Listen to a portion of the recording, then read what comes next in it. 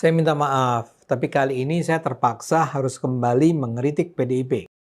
Untuk kali ini kebaikannya Arteria Dahlan itu terpaksa. Karena apa? Tidak mungkin dia melawan matahari. Bahwa betapa bahayanya nasib demokrasi kita. Kalau itu bisa dilakukan, apa gunanya Indonesia punya pemilu yang memakan dana triliunan rupiah? Mereka akan mempengaruhi pemilih-pemilih lainnya untuk kedepannya tidak mau lagi memilih PDIP. Lebih Soekarnois lagi Joko Widodo daripada keturunannya yang lain. Itu bukan cuma milik kalian secara biologi, itu milik kalian.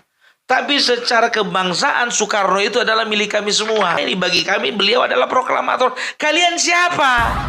Berarti kalian hapus nama demokrasi dari partai kalian itu. Ayo gunakan akal sehat, karena hanya kalau kita gunakan akal sehat, Indonesia akan selamat.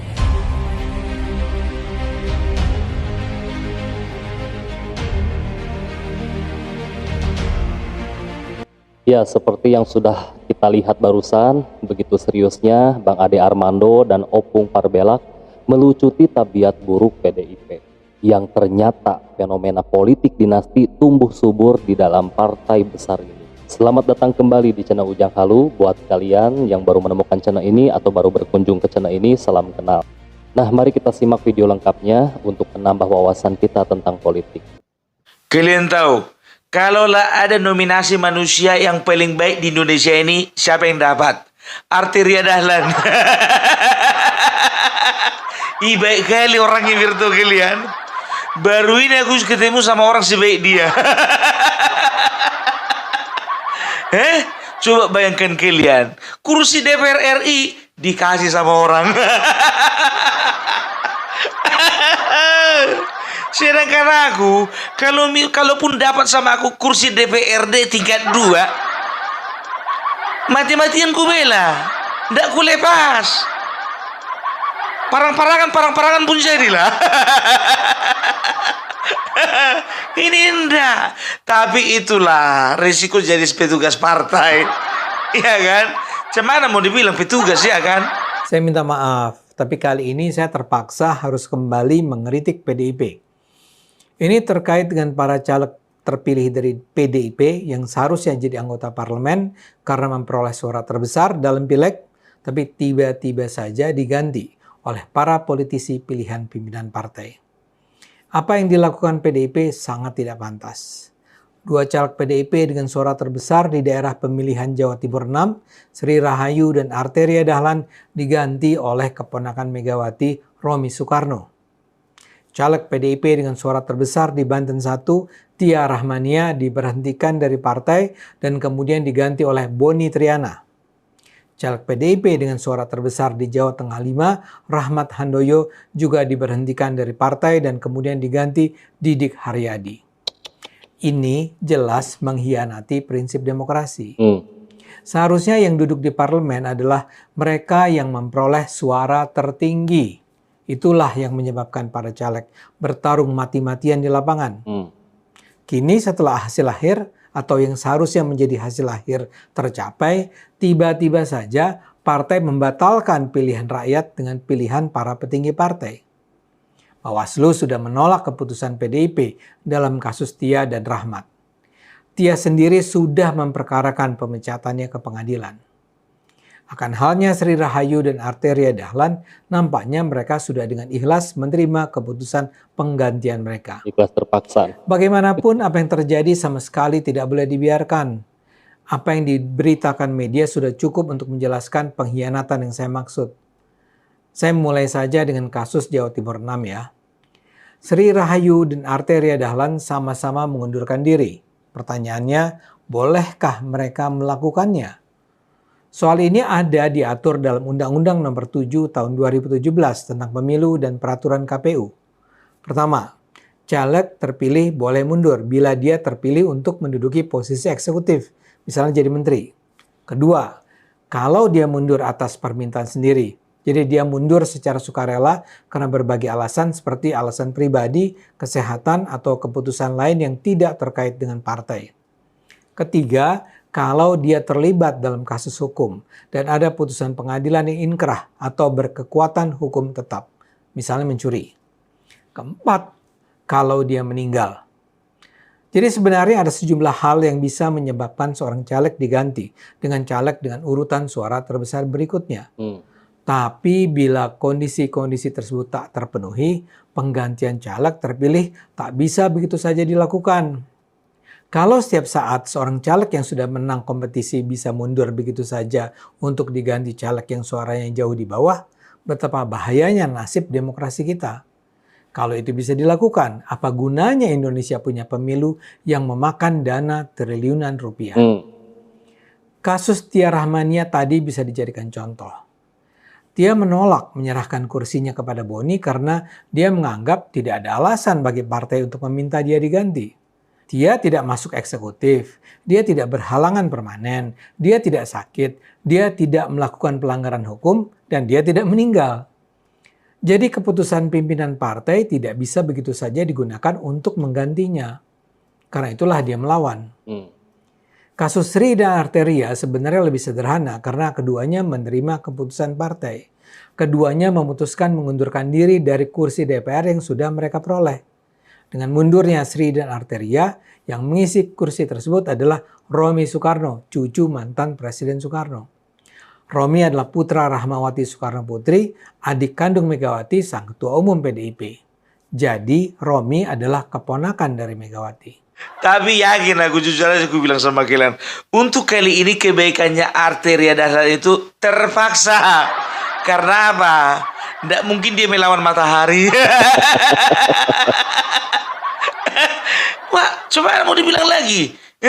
Yang minta jabatan cucunya presiden. Ku disclaimer ya, bukan Jan Etes. Romi Soekarno.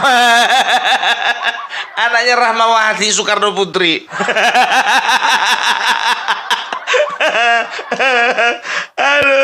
Aduh. Ini KPU ini, ku tanya sama kau. Ya, ketua KPU, ku tanya dulu sama kau. Seriusnya kau itu bikin surat? Sudah kau bikin surat penetapan? Bayar berapa? Maksudnya apa namanya, administrasi, fotokopi apa segala macam. Ya, itu dia. Jadi tahu enggak kalian ya, sebetulnya kan orang ini ya, tadinya kan perolehan suara terbesar kalau untuk di Dapil Jawa Timur itu ya, untuk kalau tidak salah itu dapat jatuh 2 kursi ya untuk DPR RI. Dapil Jawa Timur itu calegnya itu dapat dua kursi ya, dapat jatah 2. Yang pertama itu kalau nggak salah itu laki-laki, lupa aku namanya siapa, itu 165.000 ya. Baru nomor 2 itu Ibu Yayu ya, Sri Rahayu, dia 120.000 ya. Setelah itu Arteria Dahlan, pokoknya dia nomor 2. Setelah itu nomor 3 itu si Romi Soekarno gitu. Jadi dapat 2 jatah kursi, hanya yang tadi yang nomor yang pertama, baru yang kedua Ibu Yayu. Arteria Dahlan dan juga Romi itu nggak masuk ya. Tapi entah kenapa Ibu Yayu ini mengundurkan diri ya kan. Sekarang begini, logika terbodoh. Ini kita bikin kali-kali paling bodoh lah dulu. Kampanye sekian bulan, bahkan lebih setahun. Uang yang dikeluarkan udah banyak. DPR RI pula, bukan DPRD tingkat 2. Begitu sulit perjuangan itu ya. Tiba-tiba mengundurkan diri. Masuk logika nggak?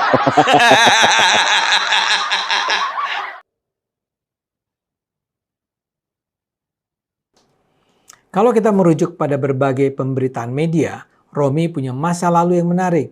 Sebelum terjun ke dunia politik, Romi sempat berkarir sebagai disc jockey. Namun ia kemudian memutuskan untuk meninggalkan dunia hiburan dan fokus mengembangkan bisnisnya. Romi bahkan kini dikenal sebagai salah satu crazy rich di Indonesia dengan kekayaan bernilai puluhan miliar rupiah. Dia punya sejumlah jabatan prestisius termasuk sebagai Presiden Komisaris, CEO, dan Ketua Yayasan Keluarga. Di Dapil Jawa Timur 6 itu, Romi sebenarnya hanya menempati posisi suara terbanyak keempat. Di sana, PDIP punya 2 kursi. Kursi pertama diperoleh adik Pramono Anung, Pulung Agustanto dengan hampir 166.000 suara. Urutan kedua diisi Sri Rahayu dengan 111.000 suara. Diikuti Arteria Dahlan dengan 62.000 suara. Romi atau Hendra Rahtomo memperoleh 51.000 suara. Jadi suara Sri Rahayu itu lebih dari 2 kali lipat suara Romi. Sementara Arteria memperoleh 11.000 suara lebih banyak dari Romi. Sri sendiri menolak untuk memberikan jawaban lebih jauh ketika dihubungi wartawan. Tapi Arteria memberikan penjelasan bahwa dia mundur karena diminta partai. Arteria juga menyatakan dia mundur karena dia adalah petugas partai yang harus melayani Megawati dan keluarga. Arteria menyebut Megawati tahu mana yang terbaik untuk partai. Menurutnya adalah kemuliaan baginya untuk menjalankan apapun yang diputuskan dan menjadi kebijakan Megawati. Pengganti saya kan Mas Romi, bagian dari Royal Family. Saya di sini ya sebagai petugas partai, ungkap Arteria. Arteria bercerita bahwa Romi menghubungi dia untuk membicarakan rencana dia mengganti posisi Arteria. Dalam pertemuan itu, Romi bercerita bahwa usianya sudah 54 tahun dan dia sudah berjanji kepada Ibu Mega dan Bu Rahmawati. Karena itulah Arteria menyetujui pergantian posisi tersebut. Arteria menyebut suatu kehormatan baginya untuk bisa mundur demi kepentingan keluarga Bung Karno. Kepentingan keluarga. Dia juga menegaskan posisi yang diisinya sekarang ia peroleh berkat Megawati sebagai ketum PDIP. Saya bisa seperti ini karena Ibu Mega dan keluarga besar Bung Karno, ujar Arteria. Sudah saatnya saya membalas. Hanya ini yang bisa saya lakukan. Suatu kemuliaan untuk mundur demi keluarga besar Bung Karno. Menurut Arteria dalam percakapan itu Romi kemudian menyatakan dia salah sangka selama ini. Orang-orang bilang lu orangnya keras. Gue nggak melihat itu, kata Romi. Yang menarik kepada media, Romi sendiri kemudian mengatakan tidak ada intervensi terkait pemilihannya itu. Romi mengatakan itu adalah keputusan DPP. DPP mengapresiasi bagaimana saya di dapil berjuang dari pagi sampai malam, sebutnya. Saya sudah sampaikan pada Anda tadi, penjelasan Arteria dan Romi. Pertanyaannya kembali, apakah alasan itu bisa diterima? Enggak lah. Memang beda tipis ya, mengundurkan diri dengan dipaksa mengundurkan diri. Kalau mengundurkan diri atas kemauan diri sendiri, dipaksa mengundurkan diri, memang sama-sama atas kemauan diri sendiri, tapi diancam-ancam. Nggak logika gitu loh ya. Setelah itu apa? Dia mengundurkan diri, ya jatuhlah pada suara yang di bawah dia, Arteria Dahlan. Begitu Arteria Dahlan belum beberapa hari mimpi indah, datanglah anaknya Sri Rahmawati ini, cucunya Soekarno ini. Dia bilang sama si Arteria Dahlan, bisa enggak itu kursimu itu untuk aku aja? Datang si Arteria Dahlan ini kan, cemana mau dibilang lagi bang? Ambillah itu. Daripada daripada bahaya ya kan, daripada terancam nyawanya. Nyawa politiknya maksudnya. Akhirnya apa? Arteria Dahlan mengundurkan diri, ya kan? Lalu kursi itu jatuh ke si Romi. Sekarang jadi pertanyaan, ya kan? Kenapa enggak langsung aja dari si Ayu ke si Romi? Kenapa harus jadi perantara si Dahlan?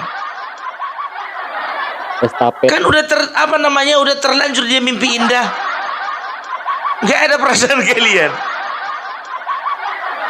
Arteria dan Romi sudah sangat jelas menyampaikan bahwa pergantian itu diputuskan Ketua Umum Partai agar Romi, yang adalah keponakan sang ketua, bisa masuk parlemen. Apakah itu adalah alasan yang bisa diterima secara hukum? Saya bukan pemilih PDIP, tapi saya tetap menganggap apa yang dilakukan partai politik terbesar ini sama sekali tidak pantas. Dengan langkah ini, PDIP mengabaikan begitu saja sekitar 170.000 suara rakyat yang sebenarnya memilih Sri dan Arteria. Dan saya yakin kalau para pemilih itu boleh menentukan, mereka tetap berharap yang maju ke parlemen adalah Sri atau Arteria. Romi memang keturunan Soekarno dan keponakan Mega, tapi apa urusan itu dengan keputusan rakyat? Karena itu saya mengapresiasi apa yang dilakukan Tia Rahmania di Dapil Banten 1 dan Rahmat Handoyo di Jawa Tengah 5. PDIP sudah memutuskan keduanya diberhentikan dari partai, tapi mereka tetap tidak mau mundur walau PDIP sudah menyatakan mereka harus diganti. PDIP bahkan memecat Tia karena dianggap menggelembungkan suara. Tia tidak terima dan sudah memperkarakan kasus ini ke Pengadilan Negeri Jakarta Pusat yang sidangnya akan dimulai pada 10 Oktober. Wow. Begitu juga Rahmat Handoyo diminta merelakan kursinya pada Didik Haryadi. Sebagaimana Tia, Rahmat juga diberhentikan dari PDIP dengan tuduhan sengketa suara. PDIP menegaskan pemecatan tersebut dilakukan karena urusan internal partai. Tapi saya tidak membaca komentar Rahmat tentang keputusan partai itu. Apa yang saya sampaikan menunjukkan persoalan besar dengan partai politik Indonesia. Mungkin bukan hanya PDIP yang melakukannya. Saya misalnya baru saja membaca bahwa PKB juga memecat 3 kadernya yang terpilih menjadi anggota parlemen. Ketiga caleg terpilih dari PKB tersebut adalah Ahmad Gufron Siroj, Muhammad Irsyad Yusuf, dan Ali Ahmad. Ini semua sama sekali tak dapat diterima. Pemilu kita bukanlah sekedar gelanggang permainan politik. Pemilu seharusnya menjadi ajang bagi rakyat untuk terlibat memilih para anggota partai untuk duduk di parlemen. Suara rakyat itu seharusnya dihormati. Karena itu saya berharap Bawaslu dan KPU bertindak. Ini bukan soal kita mendukung atau tidak mendukung PDIP. Ini soal kecintaan pada Indonesia dan kita harus melakukan segala cara untuk menyelamatkannya.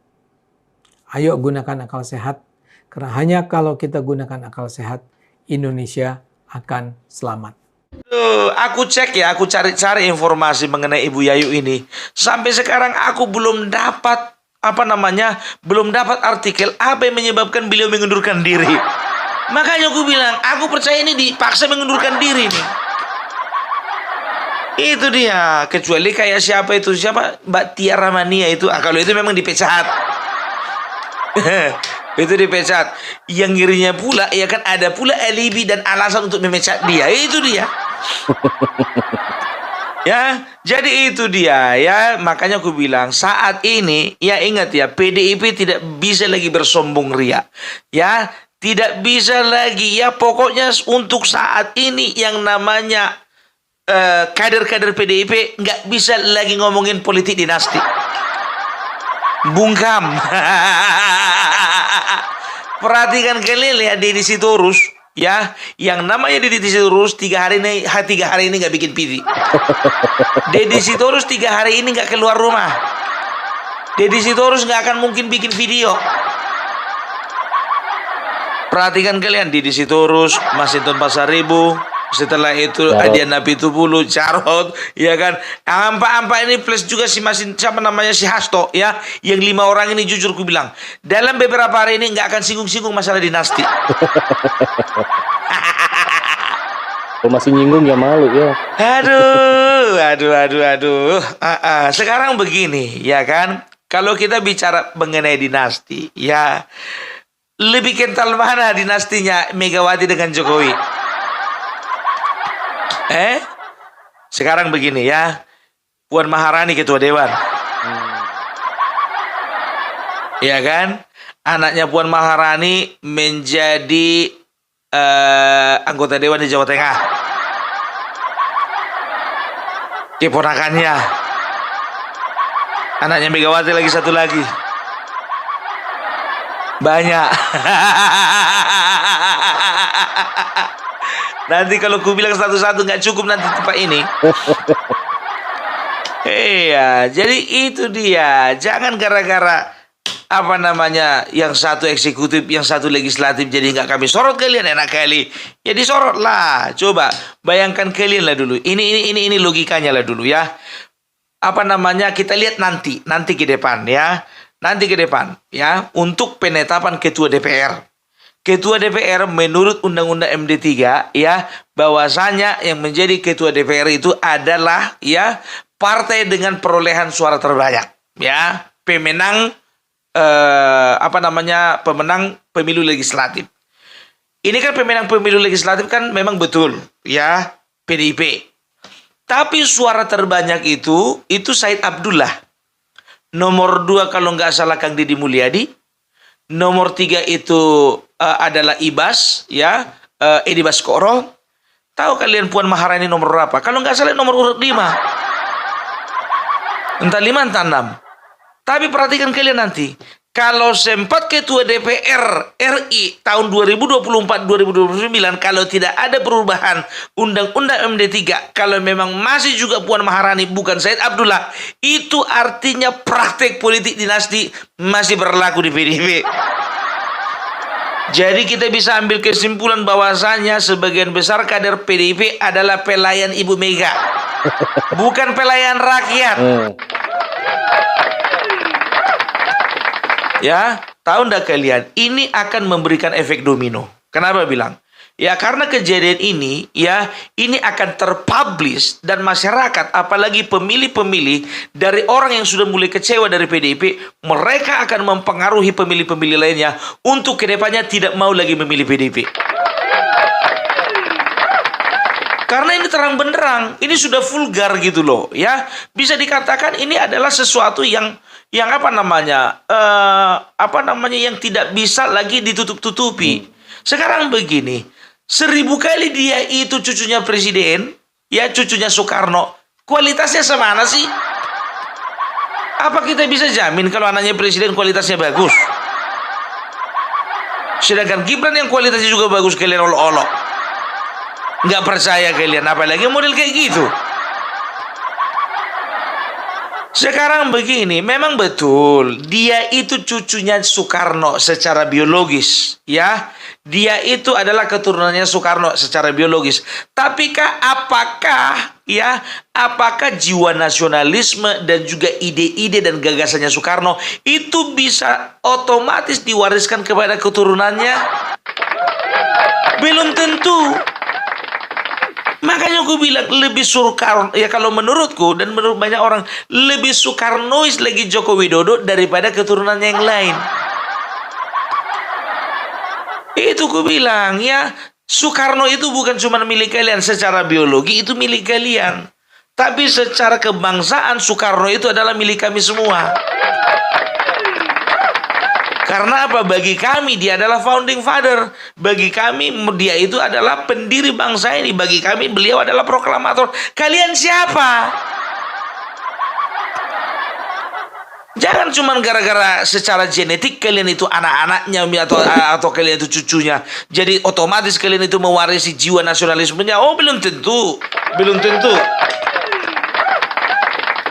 Setahu kami, apa yang kalian tunjukkan tingkah laku kalian di media sosial dan juga di pemerintahan dan juga di legislatif itu tidak mencerminkan apa yang menjadi ajarannya Bung Karno. Enggak. Ya, jiwa Bung Karno enggak seperti itu. Ya, aku udah lama mempelajari mengenai Soekarnoisme ini. Enggak seperti itu, jauh. Gitu loh, ya. Jadi kalau misalnya kalian, ya, demokrasi itu kan berbicara apa? Demokrasi itu tidak bisa dipisahkan dengan yang namanya rakyat. Demokrasi adalah rakyat, rakyat adalah demokrasi. Ya, rakyat bagian dari demokrasi, demokrasi bagian dari rakyat. Gitu loh. Tapi kalau kalian lebih mementingkan keluarga, lebih mementingkan cucu, lebih mementingkan keponakan, lebih mementingkan anak daripada kepentingan rakyat, kepentingan bersama, kepentingan kader, berarti kalian hapus nama demokrasi dari partai kalian itu. Untuk apa? Gitu loh. Ya, lebih bagus kami masuk Golkar kan? Ini menjadi evaluasi loh bagi kader-kader kalian yang lain. Ini akan menjadi evaluasi. Evaluasi sekali lagi. Mau sampai kapan kita dibeginikan? Hati-hati, ya. Gue bilang sama kalian, arteri andalan sama kayak Marwar Sirait kemarin. Ia ditantankan selama sekian tahun berada di dalam. Akhirnya nggak tahan juga keluar dia. Oke, seperti itu ya, semakin terang benderang ya. Opung Parbelak ini luar biasa sekali menyampaikan pendapatnya atau unek-uneknya, mewakili rakyat banget ya. Ini benar-benar nyes gitu semua yang beliau katakan di sini, begitu juga apa yang disampaikan oleh Bang Ade Armando. Nah, buat kalian juga, kalian boleh menyampaikan pendapat kalian pribadi. Silakan penuhi di kolom komentar. Ucapkan terima kasih kepada kalian yang sudah menyimak. Semoga kalian dan keluarga selalu diberi kesehatan. Jangan lupa pamit, sampai jumpa.